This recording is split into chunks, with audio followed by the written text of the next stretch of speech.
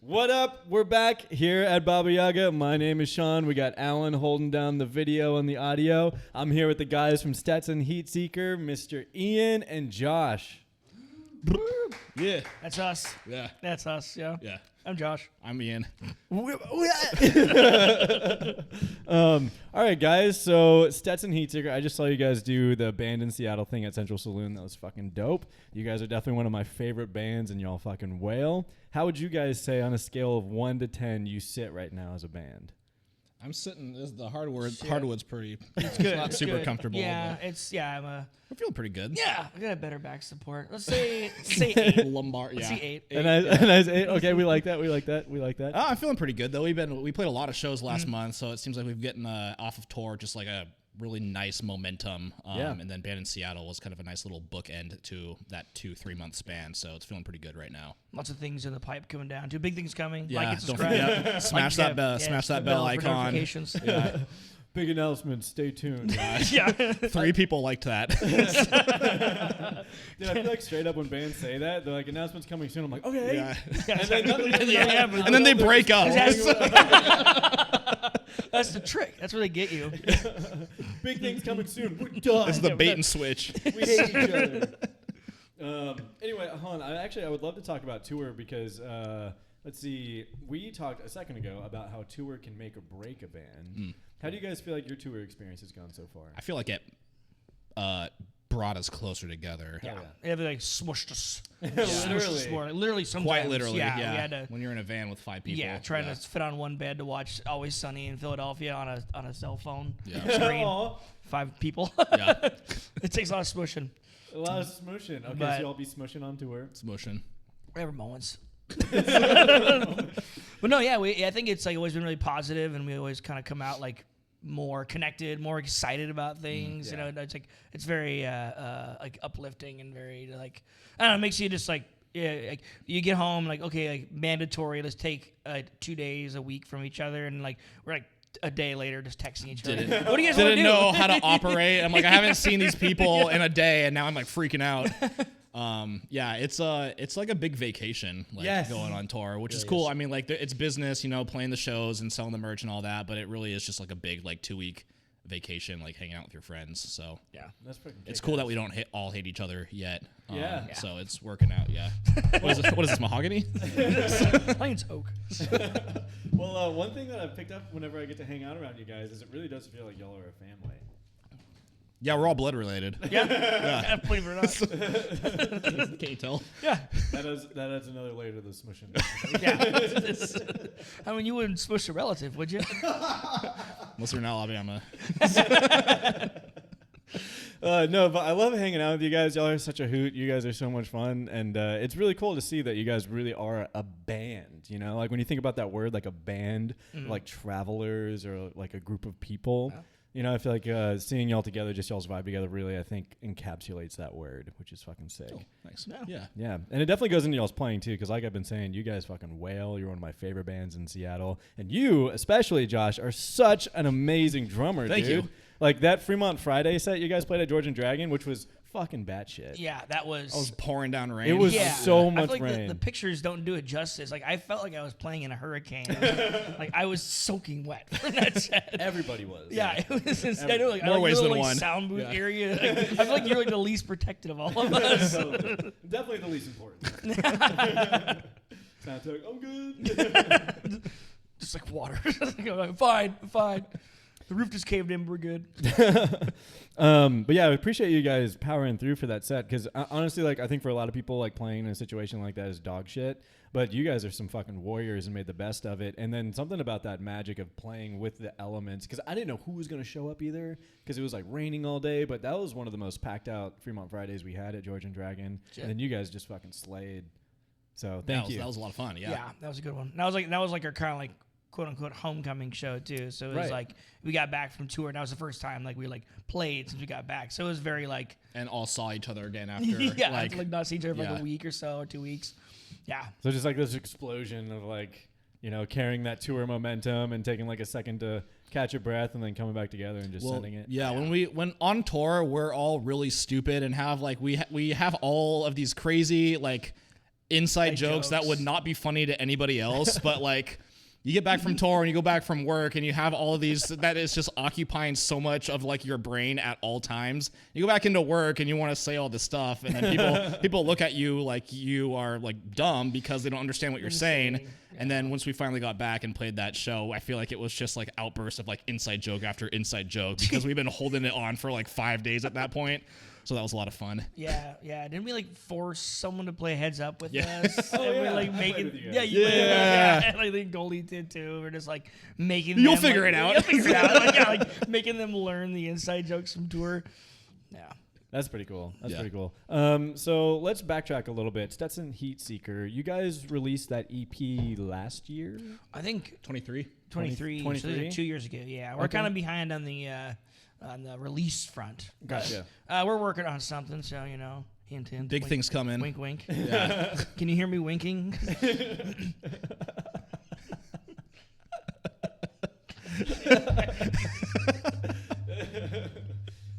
I wonder how you wink without your eyes. What's a wink sound like?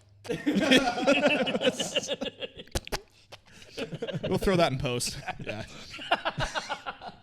We'll fix it. Kick ass. Okay, so I understand that since you've released that EP, there's been a little bit of a lineup change in the band. Is that right? Yeah, there's been a lot. Yeah, we kind of moved some folks around. Well, we had original drummer. He left a while ago. He's Mountain Hauler. I mean, he's been on. Oh, Mark? Yeah, Mark. Oh, no way. Yeah, he's still around, still making music. We're still buds. Original Barry sax player, Obi. She left. She formed her own band. Nice. Yeah, Perfectly Adequate Brass Band, or PAB for short. So they're out and about. And then, is that it? Well, then we added Katie. Yeah. We added Katie while Obi was still in the band. Gotcha. And she had like 2 horns we going? had 2 horns. We had, because Katie band. plays tenor, and then Obi was playing Barry. And so at some point, they were both at the same point, and then that was only for a couple of months before Obi left. I joined in like February of 24, I think. I think so. Yeah, sounds about right. So it was like it's been almost 2 years now. That's crazy. And then Mads joined earlier this year. Yeah. Because when we played that Addaball show with you, I think that was like one of her first shows or something. Well, she's been on tour with us. She went on tour with us. Oh, okay. And then, or the Addaball show? No, the Addaball one was one of the first ones. In May. Yeah. Yeah. That's one of the first ones. I think because I think it was because we had a show with Katie, and I really wanted like background vocalists. So I think Katie hadn't learned the backup vocal parts yet. Gotcha. And so I ended up having Mads and a friend of mine, Stephanie, from Zukrot, shout out. Oh, okay. Zukrot. And they sat in as like background singers. Gotcha. And then we had Mads come back for night one. I'm like, oh, Mads is great. And I was very drunk. And I'm like, Mads is a permanent member of the band now. My bandmate's You're like, one what of the the fuck you gonna ask us next time? Yeah, you can't. That was at the tractor show. He's like, by the way, Madison's in the band now. Hope that's chill. But and then I remember she played guitar, so we got her on second guitar as well. So I love that. Yeah. Dude, Josh, are there any other like crazy random drunk decisions Ian's made for the band? Oh, probably. I mean, yeah. Probably. We sense He's that either out. drunk or hungover. It's one of the two. Like, pick one. Today is apparently the only day that you're not. Well, you're working on it. I'm working on it. You're working on it. I'll get there. This podcast is brought to you by beer. He's like, hey guys, let's cover Marvin Gaye. We joke about covering Metallica. We're a Bollywood band now.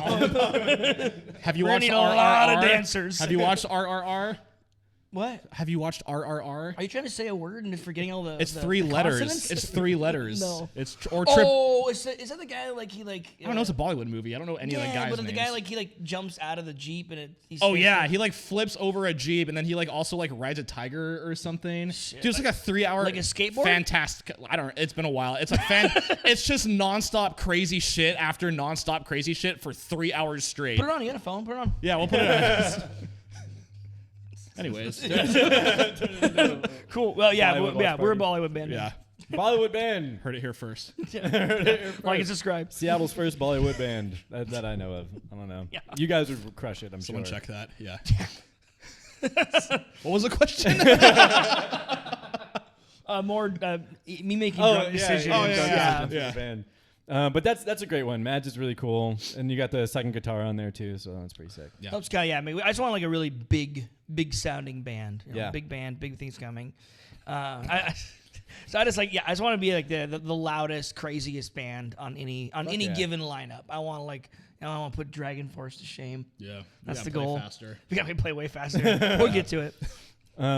Okay, so let's talk a little bit about this EP that you dropped and the songs that are on there. What is your favorite song to play live from the EP? Mine's White Line Career. White Line Career? I love that song. Those kids don't give a shit. Yeah. That one's just like the most like, I don't know. It's got bounce. It's got bounce to it. Yeah. I get to do this like little kind of like flam hit This is another one of those dumb inside jokes that no one else is going to get, really.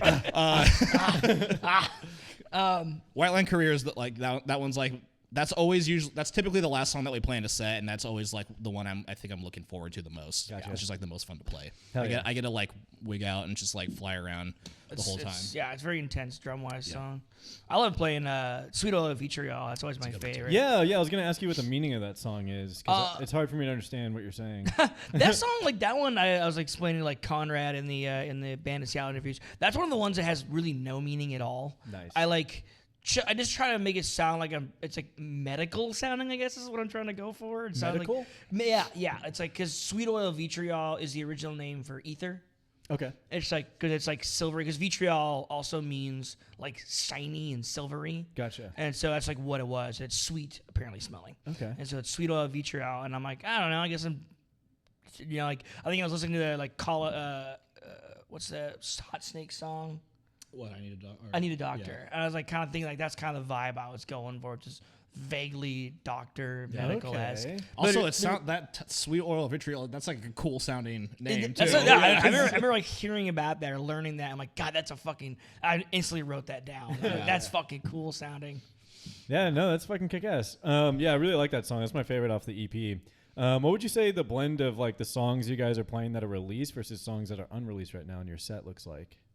Right now, I think we're getting to the point where it's more unreleased. Unreleased, yeah. Way more, yeah. We only play like 2 or 3 of those songs off of the EP. Yeah, we retired one of them, or 2 of them, because one of them Obi sang lead on, and so without Obi, it's just like not the same. And then Funeral Crashers one is kind of like encore. It's just encore. We just retired it and just got the. Fair. It was hard to kind of put in the set because I play in 2 different tunings. It was hard to kind of put into the set without me having to grab my guitar, which would make it just not feel as like intense if we just started playing cohesive. Yeah. And so it just didn't feel right. Instead of being an encore, so people like, God forbid, they say play another song. Are you sure? You sure? We have to ask them, like, are you sure? Are you certain you want that? Yeah. You can't stop. You can't take it back. You gotta wait 2.5 minutes. And then I'll grab the whatever guitar I need. Okay. No. Nice. Okay, let's see here. You guys recorded that in 2023, and like we said, you had some member changes. What do you think your approach is going to be, or how is your approach going to be different going into recording this new stuff? It's been more, I wasn't a part of that recording, so I don't know, but it's it's been very collaborative. A lot of the times, like, Ian comes up with, the bones, the structure of a song, and it's pretty much there for the most part. And then as we play it live and as we practice it, there's things that we kind of notice about that we don't really like, or it's not really working very well. And so I think No Soul, and then Annie Oakley are 2 songs that we're currently working on, and those have been brought in and have been kind of refined and shaped around a lot. So that's cool because when we were playing both of those songs, even on tour or beforehand, they're a lot different than they are now. And that's just going through it and that collaborative process of let's try this, and see what works and what doesn't. Yeah. So a lot of these other songs that we've been doing outside of the EP, I think, have a little bit more like movement to them too. There's a little bit more like happening, just like song structure wise. Okay. It's less like verse chorus. Yeah. And so I think that's really cool. I like unpredictability in songwriting like that. So I'm excited. That's also a sign of like really good songwriting. Because sometimes I'm like, how do I get to this other part? Yeah. And I'm like, fucking, I don't know. It's hard. Yeah. I was like, well, what if we just like stop and then start doing something? We'll everyone drops out. We'll just play the part we just played again. Yeah, but faster. Yeah, faster. No, it's fun to kind of do that stuff and make like what I always refer to as like linear songwriting, where it's not like you're not repeating a lot of stuff. You're just kind of moving through like a movie plot. You know, it's just like there's now this is happening, now this is happening. Instead of like okay, back to the chorus, all right, back to the chorus again, third verse, same as the first. And so I think for recording wise too, I think this next one we're gonna try to go like bigger in terms of sound. I think like we really wanted to go for a more raw and like just kind of centered sound with the first EP, but I really want to make it like bigger, just more dynamically. Involved. Yeah. We're talking to some didgeridoo players. We're gonna get some weird, stupid shit on there. It's really stupid, embarrassingly some yodeling, stupid. some throat singing. No shit. Checking all the boxes. I think you could pull it off. You could try. You do. We might do some melodica. We talked about some melodica, maybe. Yeah, that'd be cool. No, Yeah, I gotta buy one. yeah. Well, what do you envision recording for this in the sense of where it happens? Do you see yourself going into a studio or doing it more on your own? We're talking to studio. Yeah. Okay. Yeah, it's kind of in the works. At least with the drums, just because you really gotta get the right room. That's true. For That's the hardest part. that crisp sound. Yeah. And then we'll probably still just do most of everything else in the studio as well. But I mean, we could do some stuff like outside it a little bit, just because why not? Yeah. So how would you say you guys work through conflict as a band? Like, I'm sure there's been moments where like I just fire them. Why do you think there's been such high turnaround time, dude? No, we have a system of fines and write-ups. That's all. like Ian, I don't really know if that's the right chord right there. Fired! Fired! Get out! It mostly just affects their credit scores when they compete on my songwriting process. I will never be able to buy a home. But other than that, like nothing physical. Like no one gets hurt, no one gets harmed. Just emotionally berated. There's just the threat of violence. Sometimes that's enough, honestly. Yeah. There hasn't been a lot of conflict. I mean, if something we've had like small issues, but we were very like open and like it's important to be like open communication wise. Yeah. And be like, even if it's just like a songwriting conflict where it's not like a interpersonal thing, if it's like, oh, I don't think it should do this way, be this way. And, I was like, okay, well, let's try something else out. And that's usually it. Doesn't really. Everyone in the band's like pretty mature, and it's really easy for us to talk to each other. Like, as you can tell by talking with us. But we're really good like communicating when it comes down to it if we have disagreements. And there's been very few, to be honest. That's I feel good. like we all get along really, really well, and there's no real like glaring like personality differences. That's great. I don't think tour and playing shows and stuff would work otherwise. I hear bands who are, basically just coworkers, just playing shows and stuff. And that I've never been in a project like that where it's just been people. It's always been friends of mine. Yeah. And so like that kind of blows my mind a little bit. I'm like, how do you guys like do anything? Because like writing music and playing music is a very intimate, like collaborative experience you're doing with like other people. Sex. Spiritual sex, yes. True. We're spiritual sexing all the banging time. each Yeah, other's dude. spirits all the That's time. what we mean by smushing people. all holes, spirit holes, that is. Spirit holes. It also helps that none of us are theater kids. I feel like that would ruin the vibe.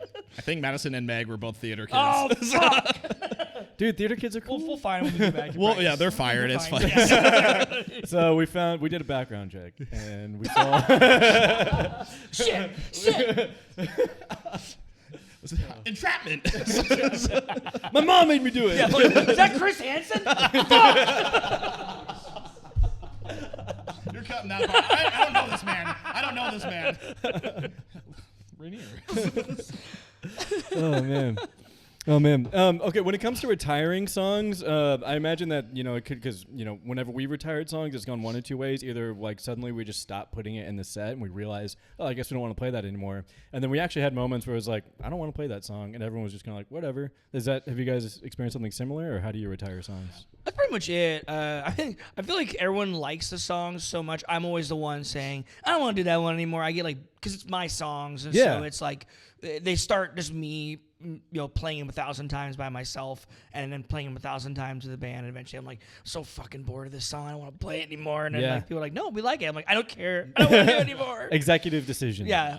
So I get that way too. Yeah, I hate most of his songs. You're just like, please, good. Can we cut any more? No, it's just like getting kind of like bored of one, and we just kind of talk about it. And as new songs come in too, it's like when you're trying to figure out what to replace in a set list, and if you're getting to that point where you're bored of a song, it's just easy to like, let's not play it anymore. Just trying to kind kind of always like think about like when we play, we move around set lists a lot, just to kind of like get a vibe for like what makes things flow really well. How can we kind of fix kind of gaps in the action and stuff like that, and kind of keep it like this like engaging experience for the audience. And so we always kind of like moving things around, and sometimes just that just makes more sense to kind of cut it, but all within the confines of like we don't want to like cut so much from the set, like we only play 5 minutes now. It's 2 songs. Yeah. So on the idea of like trying to keep things, for lack of a better term, fresh for the audience, what are some things you think that whether you as a frontman could work on or the band together can work on to like deliver a more impactful live experience? I mean, we all got plastic surgery, it would help. I'm constantly mewing right now to shape this, so like, yeah. Okay, so everybody can work on physical appearance. Physical appearance, yeah. Everyone has to have a membership. I don't know. I think we're always kind of trying to think of interesting ways to do that. It's kind of like difficult because I kind of feel like there is some level where it becomes what's the word I'm looking for? Like novelty. You know, like at what point do people come there for the T-shirt cannon part and not your songs anymore or whatever it is you do? Right. You know, and so like we talked about like having maybe like some extra people that help us perform and like just do. Like kind of like rodeo clowns, essentially. Like, just kind of like helping the performance out. But yeah, it's always kind of we're always discussing that and trying to feel it out. But I always feel like that's the balance. Is like people are there to see hear the music and not necessarily to see the circus kind of thing. If that makes sense. I think we do a pretty good job of that. Yeah. We have the way our set list is broken down. We have chunks of songs that are kind of always together, and that allows us to transition into those songs in a certain way. That make it just kind of more of like a continuous like block, a song instead of like playing a song, stopping, thanking your bartender kind of spiel. You don't want to like stop every other songs, and it's just no one wants to hear musicians say shit on stage. It's so like true. just sing and do your little bullshit, you know, and just do your dance, do your little dance, your stupid little dance. No, but I don't know. We do that. We have the blocks of songs, and I think all 5 of us are really good about just being very like expressive on stage and like moving around, because anytime I go see a band, even if it's a band I see live and they're just standing there and they're not doing anything, I get bored as fuck. Yeah. You know, so it's like you're here to see a performance. It's called a show for a reason. Yeah. You know, if I wanted to just hear the songs, I'd listen to the fucking album or whatever. Yeah. And so I think like even just like it's not like us like putting on a front and like trying to be. I think that's just how we play the show. Yeah.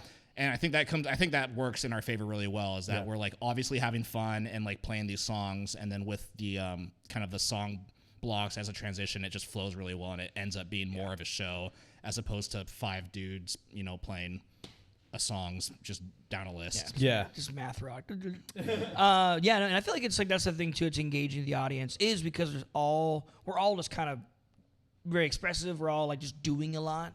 I kind of feel like you don't know where to look, and so it kind of adds to this. Like you go to every single show, and you can only look at me, Mads, Josh, Katie, and Meg, like for each one of us, like so many times, and so you're gonna miss us do something cool or interesting or engaging every single show. So you have to go, come back to the next one. Yeah. Come back to the next one and watch me the whole time. You have to you have to subscribe, you have to click that fucking bell. We're gonna become just an online only band at some point. Actually, that's the plan. We're pivoting. Yeah. Hell yeah. We're gonna sell supplements. So Rhino pills. For those who are going to be listening to this and haven't heard your music, how would you describe it?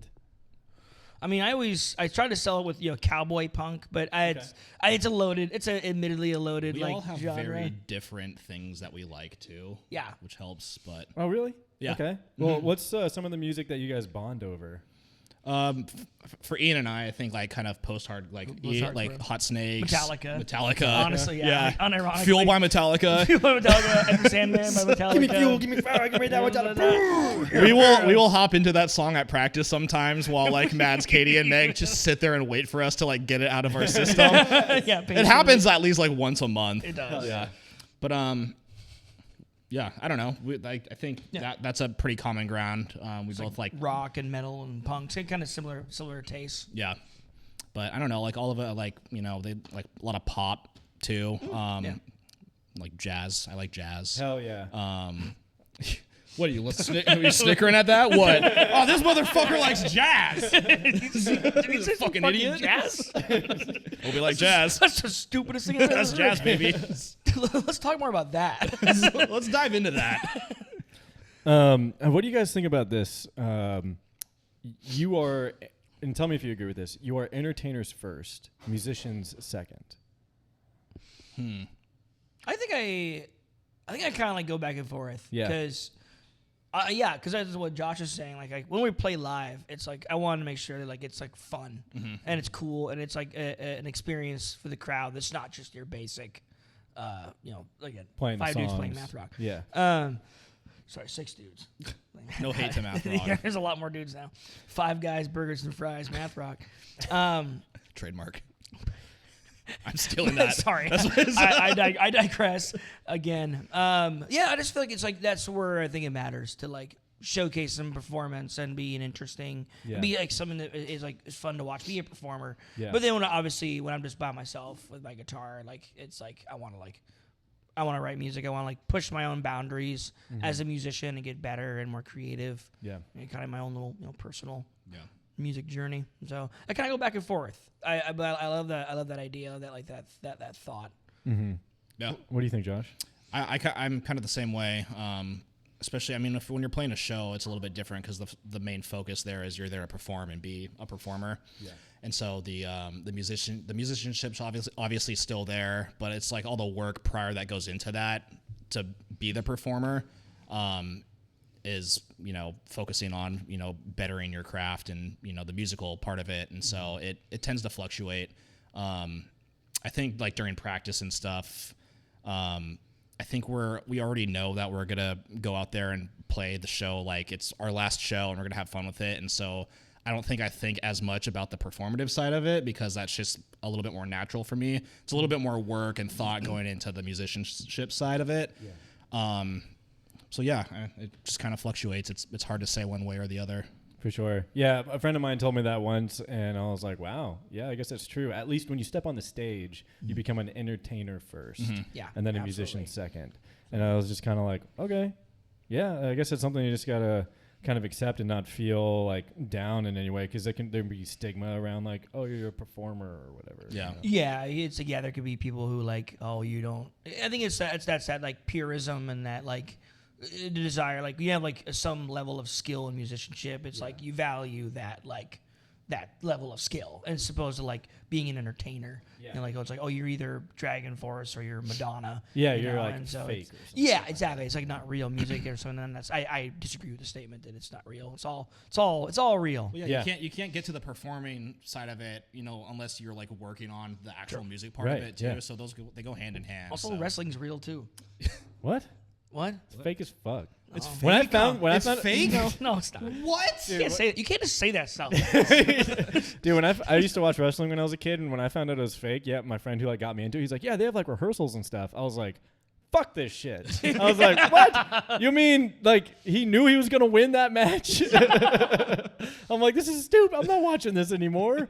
Took the magic away. It did, yeah. I was like, what? You mean they're actually friends? Wait, can people bet? Can people bet on wrestling matches? I think you could bet on anything. Well, I know you can. Like, you can bet on what the next commercial is going to be. $5, The Rock is going to win. Is The Rock still wrestling? All right, tell me. With addiction, yeah.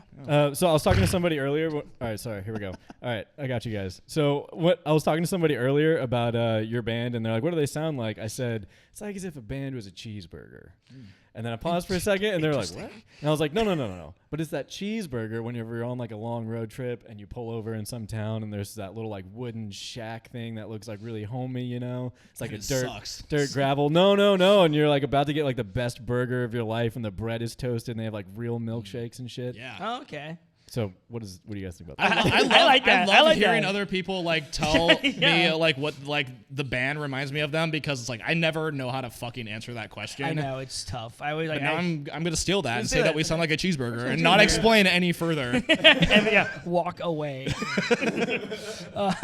No, I like that. It's we had a lot of those in my hometown, so I know exactly what cheeseburgers? Like shacks, like side of the road shacks. Yeah, I think I've heard cheeseburger. What is that, Italian? think it's Greek. Nice. Okay, so let's talk about what you guys have coming up for the rest of the year. You have any shows coming up? Yeah. 2 of them. We have 2 more, and then we're going to take December off for holidays and families. But we got this coming Friday at the Obeck Brewery for the Punk Rock Saves Live benefit. And then the next Wednesday, the 19th, we're going to be at Tractor Tavern with Smoker Dad and I forget the other 2. Yeah. But Keep talking and I'll look it up. man, there's a couple of bands, the Tractor Tavern, Ballard, Wednesday the 19th, man. You know, I think actually I saw that on the calendar when I was walking by Tractor. Oh yeah, because I'll sorry to interrupt you, but I totally didn't forget that it's with Smoker Dad, Chatterbox, and Glue at the Tractor Tavern. That's what I meant to say. Yeah. A true hero. A true hero. Hell yeah. You guys are trying to get me to take my shirt off. This is why we do what we do. It's those 2 free drink tickets that no one tells about. Yeah. That's why we do this. Honestly, I hate music. And I feel so freeing to say. Finally. It's only taken 20 years of doing it live that I feel comfortable to say that I fucking hate music. It just sucks. Bunch of bullshit. Yeah, that's Wednesday. Yeah, Chatterbox, Smoker Dad, Glue, us. Tractor Tavern, Glue.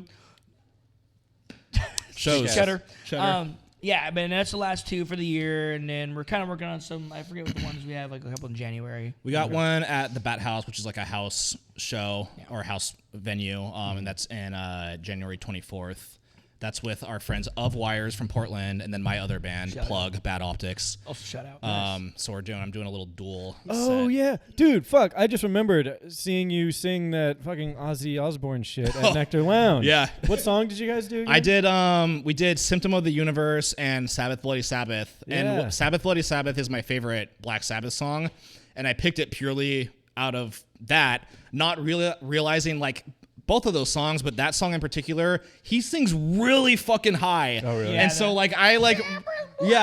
I was listening to those songs over and over again while we were on tour, so I could memorize the lyrics and just the little melody runs that he does for certain parts. But then when I got back, I'm like, I really need to learn, sit down and learn this. And so I did vocal warm-ups every day while I was running on a treadmill to get my stamina up and shit. And because it's on the very tiptoe of my register, and I was I don't think I hit it all the time at the show, but yeah, we did those 2 songs. We can fix it in post. Yeah. I don't do the treadmill. I just get drunk, and then I just didn't try to sing, because you get out of breath from doing that. Yeah. But yeah, we have that show in January. That will be fun.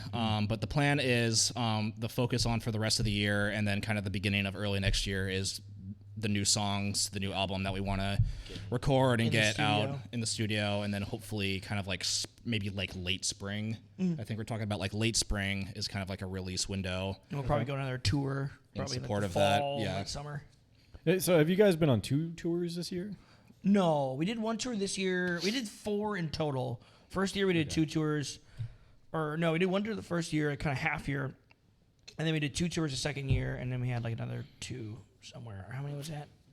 I think there's 4 total. Yeah, because we got the one with Mark, total. 1 with James, 2 with me. Yes. And so we had 4 total. We just got our 4th one. So yeah. Okay, gotcha. Okay, backtracking a little bit. Talking about nostalgic music, like Black Sabbath, and hating music in general. Yeah. What got you guys into music? Ooh, interesting.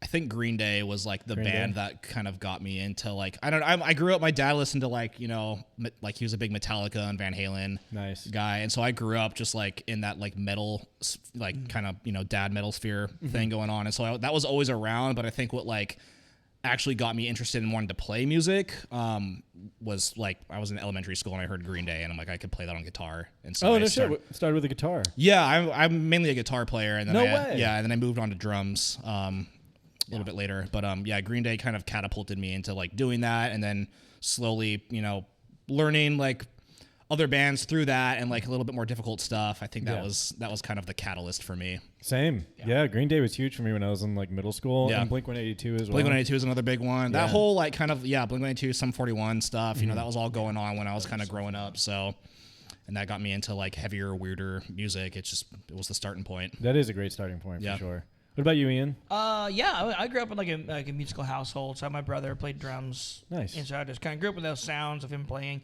He liked a lot of like really heavy metal when I was a kid, and I wanted to like metal, but it's too scary for me. And so like I never really liking like. Why are they yelling at me? Yeah. What did I do? So I ended up liking like new metal way more. I think the band that really popped off for me was System of a Down. Dude, that was And my first instrument was bass, and so I learned like probably 75% of their catalog on bass, because their bass lines are, while some of them are pretty catchy, they're all pretty easy for the most part. And so pretty straight. I was just chugging away at Chavo's bass lines, and eventually grew into adulthood and played a guitar instead of a bass, and then I also kind of like went in the reverse. I didn't really like heavier stuff. I started liking like lighter stuff, like having like the obligatory like classic rock phase and getting really into Pink Floyd. That's why I started like to kind of move more to guitars when I was like getting into Pink Floyd and the Police. Okay, cool. And then Dude, listening to BYOB like in middle school on the bus ride home every day is like just like memory that that will never go away. That was thinking of all the comebacks to Stepdad when he tries to make you do the dishes. No, Stepdaddy. No, Stepdad. I think you'll be doing the dishes. Yeah. Why do they always send the poor?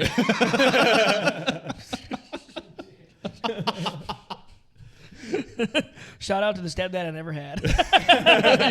I know, neither of us have stepdads. Oh, wait, are we segueing where we talk about our father's name? Let me take my shirt off first really quick. Yeah. Do it. I'm waiting. I'll get there. It's one of my second Michelob Ultra. Dude, I remember I was in high school and I was going through like my angry phase listening to System of a Down, and I had one of those like 8-track fucking CD players, with like all the buttons on it. Yeah.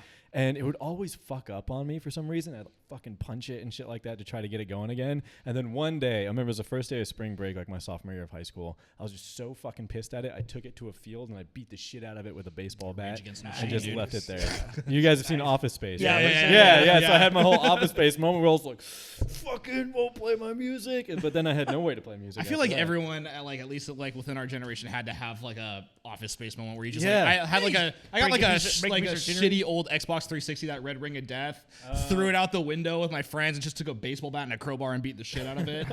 I'm trying to remember if I did that. I know I've like broken a lot of things. Yeah. Go on. Not the hearts. Yeah, mostly just hearts. I don't know. I don't know if I just incriminated myself, then now AI, when it takes over, is gonna be like, how do you like it? We remember that thing. I remember playing a show in my the early days of me playing in bands, and like this tuner pedal was just this dog shit tuner pedal, and I hated it so much I asked the crowd to destroy it, and they did. They just smashed it to pieces, and they ate it. And then they fucking ate it. That's crazy. Have you ever broken a guitar on stage before? No, I've done that. Just all your strings. Strings? Yeah. Have you ever done that? Like rip your strings off the guitar? We'll talk about the band in Seattle. So band in Seattle, the Curse. I'll talk about the Curse. The first time I played band in Seattle with my old band Action S, I brought guitar A and guitar B. Yeah. This is back when I played in one tuning instead of two tunings. So it was just a literal backup. So first guitar, main guitar, if you will, G string breaks. Grab this backup guitar, play for a while. G string breaks. Again. And then I had to get this weird. Luckily, my friend Kyle was in the crowd. Shout out to Kyle. And he had this fucking stupid looking pink Yamaha. It was like a red Jackson or something. It was like a red spiky metal looking it's Yamaha. Just not my fucking vibe. Like a Jackson Dinky knockoff. Not even Kyle's vibe. Yeah, I don't know why he had it. Floyd Rose and everything. Just fucking so out of character for you. Yeah. And I managed to finish the set with that one, and now we play it again, and first song, very 20 breaks. seconds into the song. Oh shit! Seriously? Yes. It was I think we made the first song was fine, but then I think the second song, the first note, second song, it was Sweet Oil. I did that big slide up, and I just felt the string just break, disappear. and I'm like, shit. And there's no time for me to remove it either, because the song is just so just moving so fast. Yeah. So luckily I brought two backup guitars this time and only broke the one. Yeah, but then you break a guitar cable. Oh, and then I broke a guitar cable too. So Jesus. yeah, I'm hard on my equipment. Yeah. Put it through its paces. You're supposed to. I mean, what the cable's not my fault. Wait, but that happened at. Wait, you're talking about the broken cable, like your show last week? yeah. 2 weeks ago? Yeah.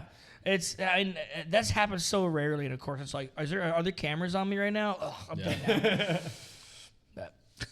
At home, we're on camera right now, so at home, currently, right now, your guitar, all the strings are just shooting off. Dude, you just said wrong camera and it shut off. That is crazy. That is wild, bro. Yeah. Dude, I think I have fucking superpowers. Yeah. That's wild. Was it that one that went out? Dang. Sorry, Sean. It's okay. Fuck me. It's You his can fix fault. it in post. Yeah. Just have AI generate you. It's fine. Ooh, yeah, there we go. You'd be like a Studio Ghibli version of yourself. I've been seeing that everyone's talking about that there's an AI bubble right now that's going to pop. I really don't know what that's going to look like. I hope it all goes I away. kind of feel like Just it goes kind of away. is, because it's like at some point, like, it doesn't actually do anything. No. And people are just going to be like, oh, okay, so is it just, or are we just going to make stupid AI video? Like, we're just going to have Joe Biden eating spaghetti forever? If that was all AI was, I'd be fine with that. If it didn't steal from people. Yeah. But, like, it's, I don't know, people are getting dumber. My fucking photo app has AI built into it. It has, like, a little AI, like, button on it, and I'm like, I just want to look at my photos. I don't need to ask Gemini. Yeah. I'm like, hey, like, can you like do this, and Yeah, this? it's like when they Siri, put that make me U2 hot. album on our phone. give me a 6.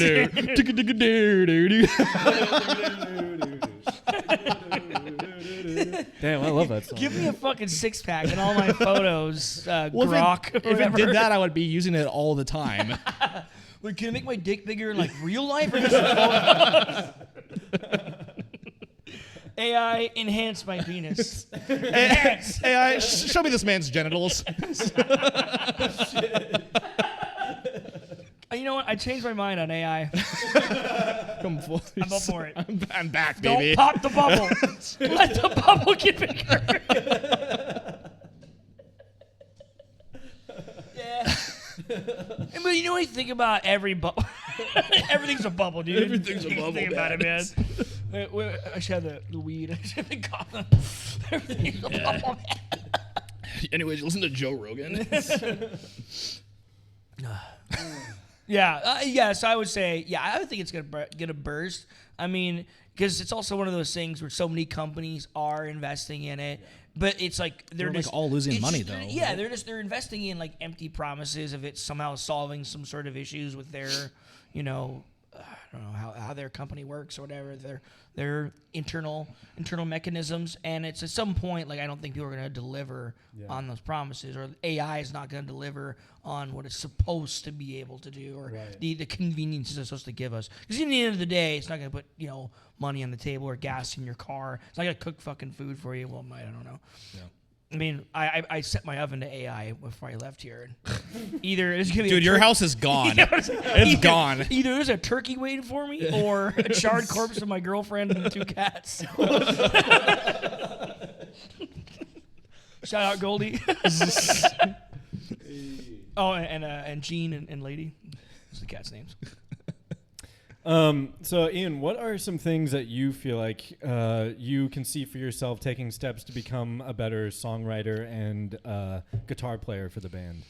Oh, Frontman for the band. Yeah, I mean, honestly, the frontman thing, I really want to like. The irony is, I feel like I want to like have Mads take over like during times, just kind of like solo guitar duty. Yeah. Because I've seen like what were they, Strawberry Fuzz. I remember seeing them. They're kind of like a garage punk band from LA, and like they just have a singer. They just have like a guy who just sings. Okay. And I'm like, God, I get kind of jealous of that. Because like I know that I could be weird and crazy. I love because the guitar just takes so much fucking effort. Yeah. Every time, like I remember I sang for Bad Optics one time. And like I got really into it because I'm like, run wow, around. I don't have a guitar. I felt like free. I was like flying for the first time.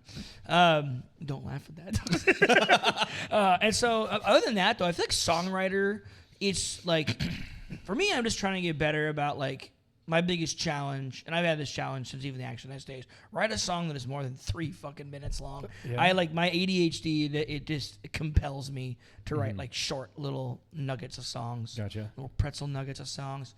And so that's the kind of thing I want to work on personally. It's just like getting that, like, I want to make, sprawling epics. Yes. I want to make the Iliad of Stetson.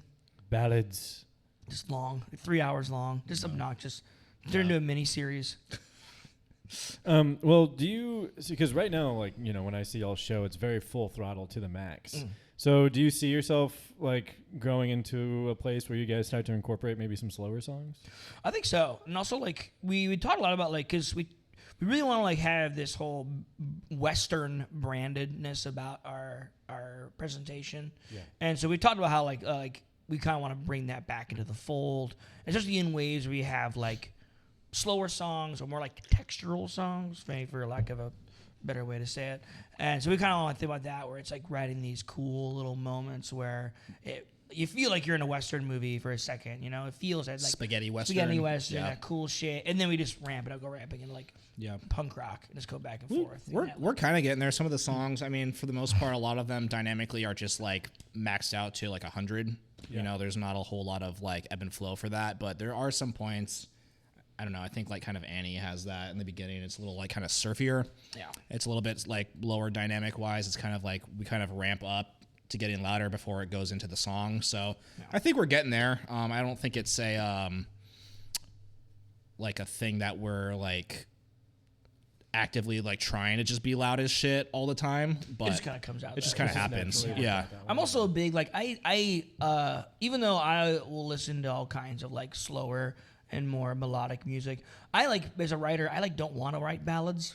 I don't want to like. I mean, slow songs is different. I wouldn't mind like making these like slow, chuggy, or like big, like kind of like slower, like drudgy songs. Yeah. But I always want to make sure it's like cranked up, and like I think that's also like the core element of writing for me with Stetson is it like it's supposed to be like it's just fun and like silly, and it's I don't want to like break that, like I want the mask slip and then have this like legitimately sad song kind of like stuffed in between these like crazy showcases of madness. I want to make it definitely this a part of, again, like going back to what we're talking about, like performer versus music. That's like the kind of performer in me. So I want this to be this like you watch us play, and like when you're finally done, it's like coming up for a breath. You're finally like, oh, what the fuck? What the fuck was just that? I kind of feel like if you put like a ballad or like a truly slow, or it gives them a breath in the middle. I'm like, no, you're not gonna get that luxury if I'm involved.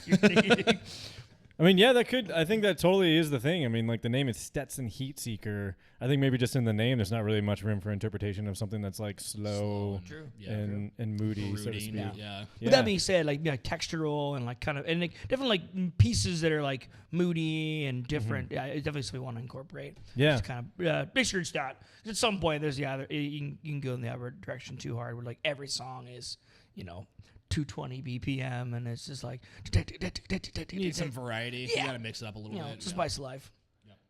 So Ian, as a band leader in multiple bands and have been doing this for a few years, what do you think are like some big lessons that you've learned on how to like keep a band going? I mean, you definitely want to always have something to do, something to look forward to, and like that's why I learned in like Action S more than Stetson, because I feel like Stetson has helped me kind of refine the process of leadership. Is you really want to be like working at something, like you really want to have like something in the future you're working towards. And it could be something as simple as just like songs. It could be like an album, a piece you're working on, or it could be just like your calendar with your shows and tours. I always think like always having something lined up next that you can do, as well as like and also ensuring that like everyone is involved in that process, everyone feels like they have a part of it, because otherwise they're just like your employees, and they're just kind of waiting for, hey, what are we doing now, boss? And it's supposed to be like, hey, I got this idea, let's do this shit. And so I always feel like that's the best way, is to kind of like always have something in the pipe, always have like thinking of the next 2 or 3 steps. That's always the best idea. Do you see, like, in Stetson Heat Seeker, do you guys each kind of adopt, like, a certain role for the band? I think so. Yeah. I think it's kind of evolved into that because, when I first joined the band, whenever, you don't want to step on toes about how things are done. Yeah. And once you kind of figure out how things are done, then people's just their natural strengths just tend to come out and be like, oh, I'm good at doing this. Let me handle this so that it's not all on one person. And so it's definitely splintered off that way now. Like, obviously Ian's handling a lot of the songwriting, and then a lot of like Meg, Katie, Mazel they've kind of taken over like social media a little bit. Nice. We kind of been splitting social media a little bit. But yeah, everyone has their own kind of strengths they bring to the table. And so, as much fun, like people go into being into a band because it's fun and it sounds fun. And it's fun to do music, but it is the boring business aspect of it too that needs to be taken care of. Yeah. There is, believe it or not, we do work. We do like you look at us like these men don't work, but it is a lot of work. You have to, especially like tour planning and stuff. You have to like send out emails and talk to people. That's crazy. Getting back to you, like being a part of your community and making sure that like you're like responding to emails, responding to people like talking to like wanting to play with you, and it's like having like this like presence that is communicative and it's just. Emails. So lots of emails. What's some advice that you would give as someone who's booked multiple tours before to somebody who wants to take their band on tour but doesn't know where to start? I would say familiarize yourself with the feeling of rejection is the best way. I mean, it's just a battle of attrition. I think it's not too bad if you really want to put in the work for it. It's not that hard. It's just tedious. It's just tedious, and when you're first doing it and you don't have connections, if you don't have any connections, then it's just going to be a lot of work. But I mean, it's just you send out 100 emails, you get 10 yeses back, and then you got a 10-day tour, And so I feel like it's mostly like it's just about persevere. You got to kind of like push through it, and then the more you do it, you'll now know figure people, stuff out. And so you're going on the road now. You've played with these bands, now you know those people. I feel like Stetson is, dare I say, good. And so when we play at the venues, they like us and they want us back. And so it's almost like I always feel like it's near guarantee when we play at a venue, those people want to have us back. Yeah. And so, and I usually think that's true for like most people. I feel like, I don't know. I don't think no band is truly terrible. Have you experienced the inverse where you play a place and you're like, we're not going back there? Yeah. Yeah. Yeah.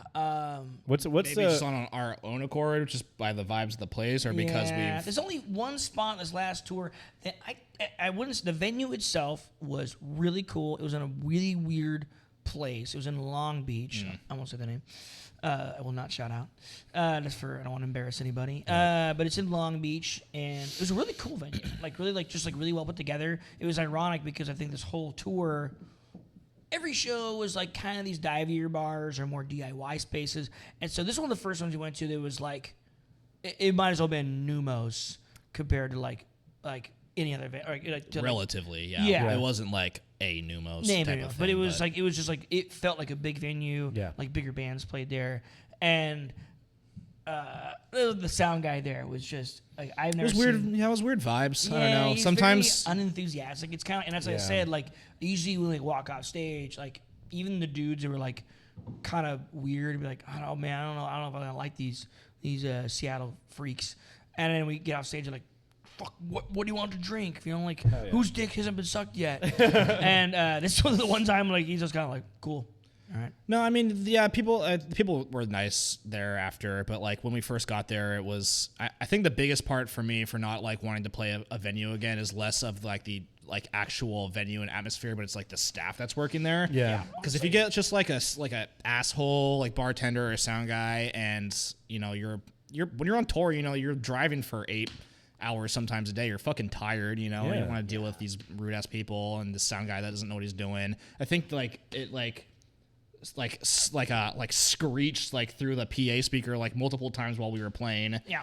And that said, I also lost my drumsticks somehow, so I didn't have any drumsticks. Oh shit! I had to ask the other band, and then like my fucking like cymbal stand broke. That was a messy show. It was bad. And then like the band we played with, their guitar player, he does a thing where he runs through the PA system, so he doesn't like have an amplifier. Gotcha. And at some point, like it stopped working, and there just wasn't guitar for like 2 songs. Wow. And I'm like, do you want me to go fix it? I mean, behind there, like I'm sure it's just like a button. Yeah, there's gotta be like a fader that got turned down or something accidentally. But so that was only one. I'm like, we just had that experience. It's also like doesn't help that like my own experience is colored by the fact that like I think it was the last gig on tour, and so we were just like as tired as we could be. Right. And so I was probably like also not in the best of moods.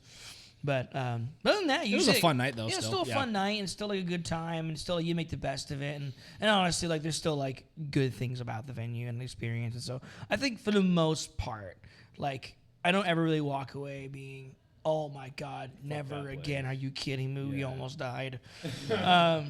I think everything has I think like there was that spot you played at Tamarack. Remember Tamarack? Vaguely. That's the one I might not play again. Only because the only thing I don't like, this is obviously not a dig at them because it's just like how they do it. I hate running the sound myself. I hate being the sound guy. Hate it. Yeah, we already have to bring all our equipment and do all this shit anyways, you know? And the place is really fucking cool. It's like an anarchist bookstore in Oakland.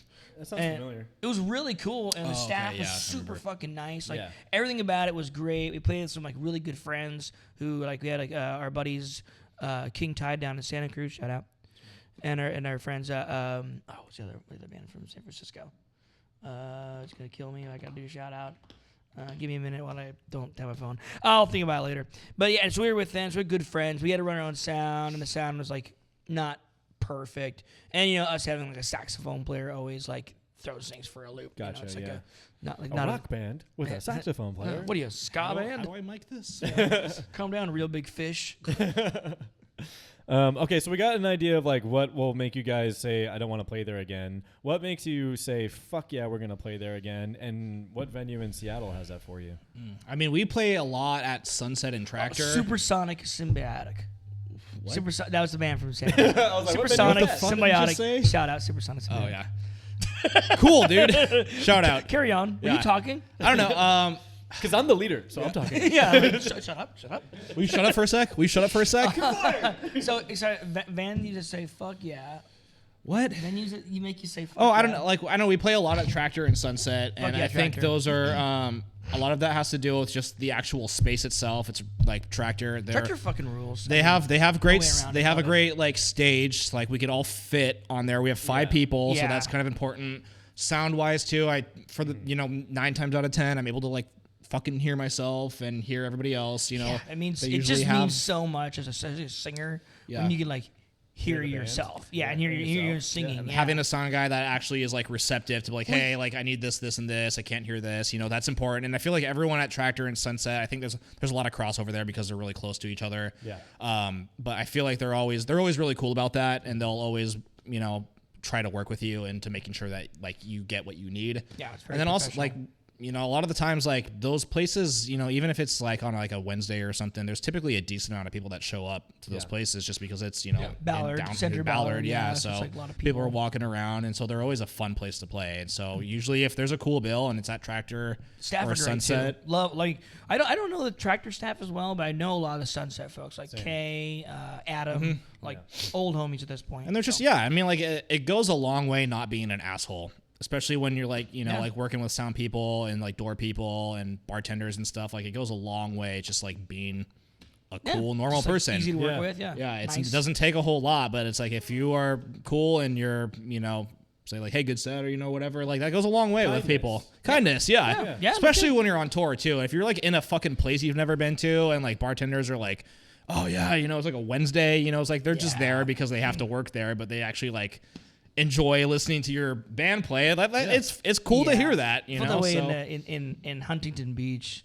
Like that was a situation where, like what I said earlier, like before we played, he kind of seemed, because I was sound checking.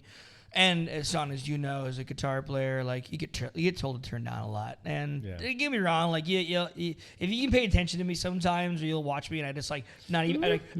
I'm like ghost knob. I'm like 3 inches from the actual knob, just doing this.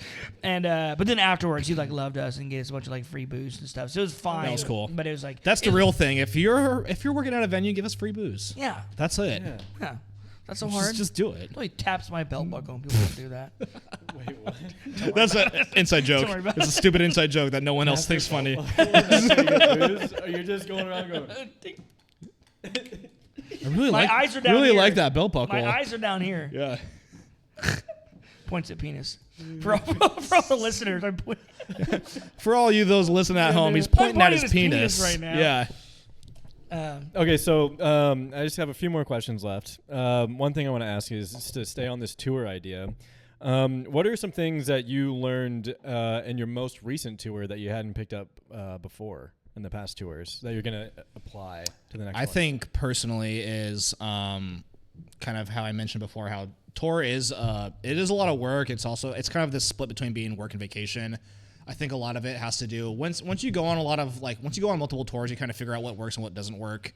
And I think what I want to focus on for next tour is kind of not cramming so many shows together within day after day, but just making it a little bit more like it makes more sense, just wise, worthwhile, like going from point A, B, C, D, you're not driving 8 hours to play this one show out here and then having to loop back around. So you kind of figure that out once you start booking stuff. You spend a lot of time, like on Google Maps and see where places, interconnect with each other. And so at least for next tour, I really want to like focus on like a concise, cohesive, just like line of like, this is where we're going. These are our rest days. And it's less rest days and more actual shows. So that's the whole point of going on tour is you want to play for people, in different shows cities. kind of fall through, and so and it being almost like a split down the middle, like time off and time on. The last 3 or 4 days that we were on tour were just off days for us because we had two shows drop out. And so we just like fucked around and got drunk, which was fun as shit. We went home a day early, and then just went to Ashland and just turn the place into a wicked hellhole. I don't know if that city still exists anymore. I don't think so. Yeah. I don't think so. It's gone, dude. It's gone. Yeah. R.I.P. Ashland. Yeah. You were a real one. Yeah. Shout out. I feel like, one thing is like learning about like van rentals was kind of an interesting experience. We like rented a van through Turo. Shout out Turo. And it was kind of an interesting experience to learn that about like how much the cost is. It was nice to have a modern vehicle and the kind of guarantees behind it. Yeah. I think there's like a right way to do it though. Like we borrowed drums the whole tour, which again that's highly recommend. Going back to bands wanting to tour for the first time, if you could backline everything and not bring drums, is a huge fucking help. Depending on how many members you have, you could even get like a mid-size SUV, and that's cheaper if you want to do rental or if you just happen to own one.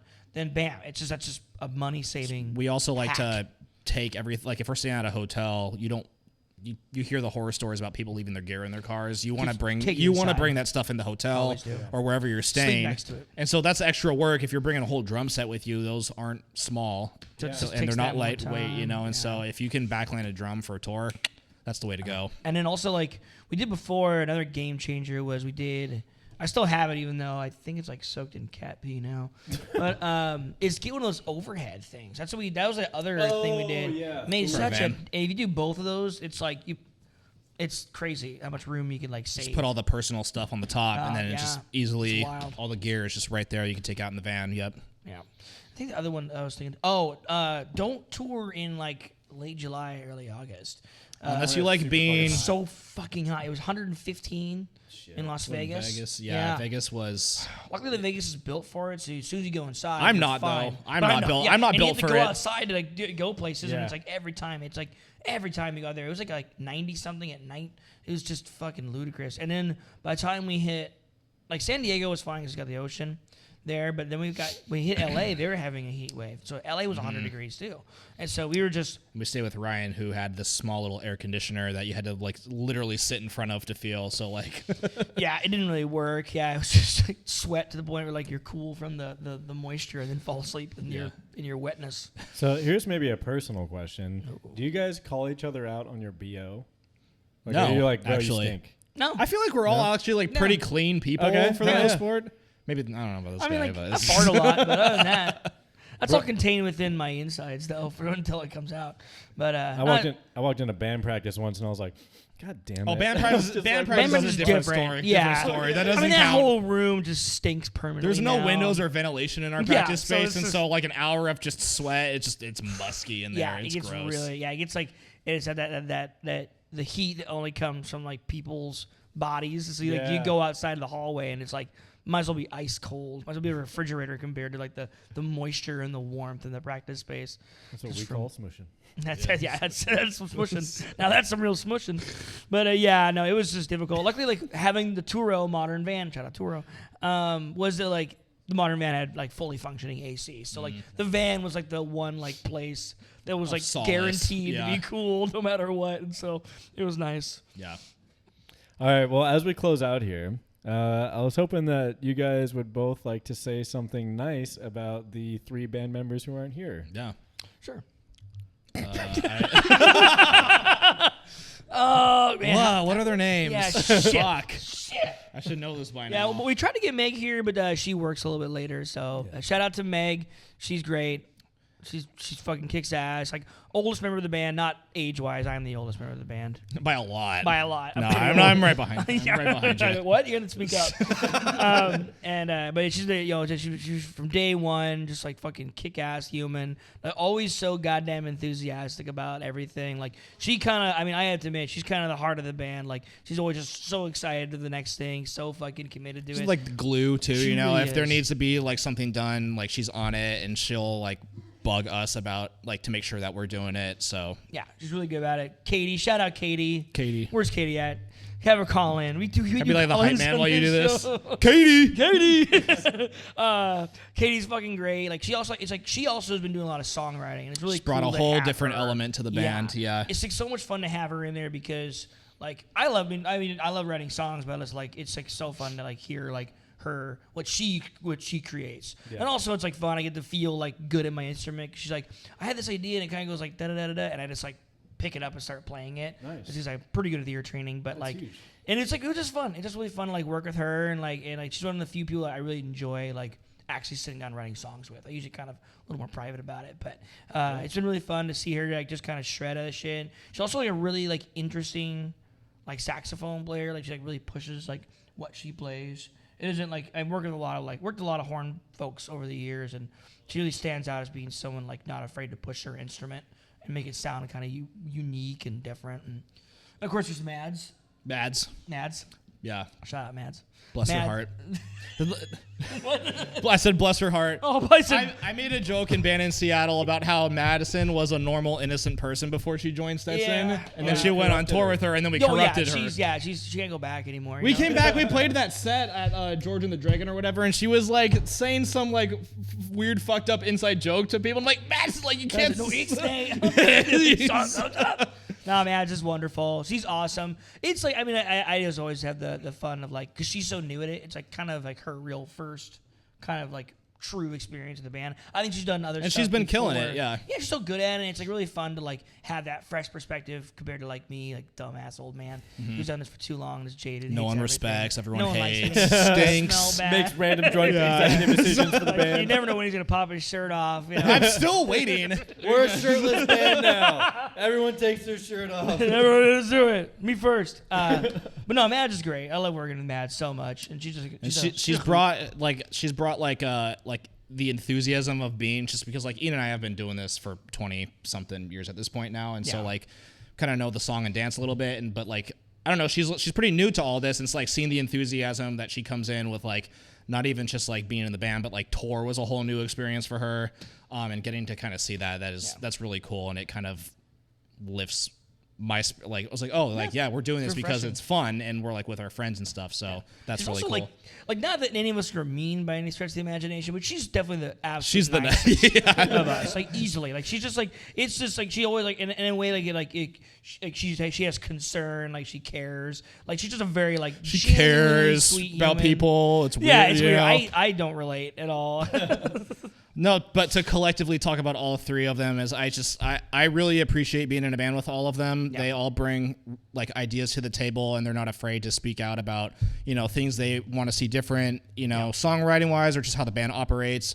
All of them have like really good stage presence and energy, which is something natural performance. very important to me, because kind of how I mentioned, like I hate going to see bands that just stand there. All of them, like Meg will, like last time we played here at Baba Yaga, she like got on the little top kind of pedestal thing and like have her fucking like the bass up doing this. Katie will like literally like bend backwards with her saxophone and like run into the crowd, and then like Mads will like get up like towards you or Katie like and doing kind of like photos of Mads. I mean, all three of them honestly, but like seeing photos of Mads, I'm just like, did you pose for the photo? Did they stop the set and you like it's just it's wild. They're always on. They're photogenic. It's just like it's wild.